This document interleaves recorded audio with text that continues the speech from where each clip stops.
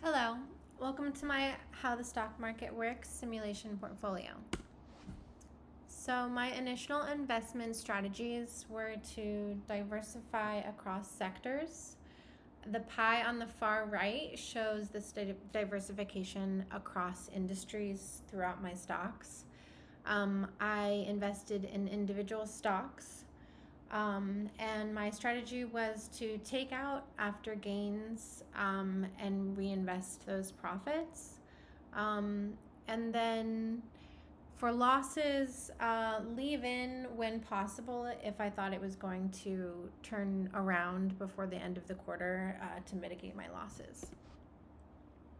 So performance across the quarter started off bad with losses and drops.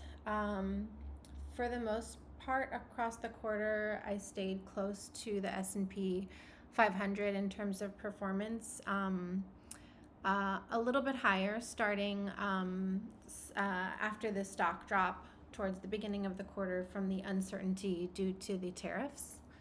And on the right-hand side, you can see the final outcomes on the stocks that I still held at the end of the quarter. My final portfolio showed an overall return of 11.72%, which was great, especially considering how it started off. I'm glad that I was able to make that money back and more. Starting off with $1 million and ending with and 113,000, plus dividends of 1,300 left me with an overall profit of 114,500. My most successful stocks were the Taiwan Semiconductor TSM, which brought me around 47,000 in the end. But I also took some profits from that earlier and reinvested them into other stocks, which is not accounted for here. This was up 20.94% throughout the duration that I had it in there, which was from the beginning of the quarter. Next was ESCO Technologies, or ESC, which brought me 27,250 at the end. But I also took profits from this previously in the quarter and invested them in other stocks. This was an overall return of 17.47%.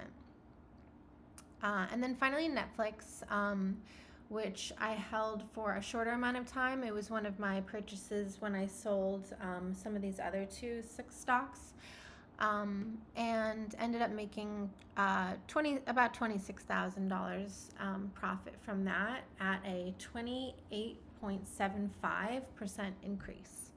So that worked out really well. Least successful were ExxonMobil Corp and Progeny. ExxonMobil Corp was a loss of 11,500. That was a tough one. It was down 9.75% at the end when we finished up. There were a few points in the quarter which would have been less tragic to take it out. And had I done it at that time, that would have been a good thing to do and reinvest it into other stocks. However, I stuck with my initial strategy to try and mitigate my losses by hanging in there, because I did hope that it was going to turn around before the end of the quarter based on some of the research that I was doing. And then Progeny was a loss of about $8,000, which was down 3.97%. Again, with this one, I was really hoping it was going to turn around. It did come back a little bit, but not to the point where I broke even. It was still a loss. Research tools that I used were Yahoo Finance, both their website and performance charts, and also their YouTube. I also used Bloomberg YouTube as well. And then I also looked at Business Insider, Fidelity, news articles, various performance charts, and Investopedia.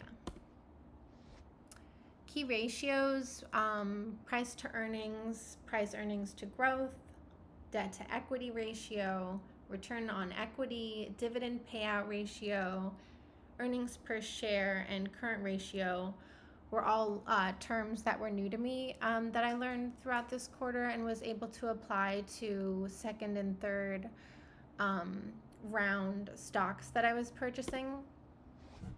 And then as far as key financial statements, they summarize a company's financial performance and position, providing a clear picture of its financial health, which is really helpful before purchasing a stock.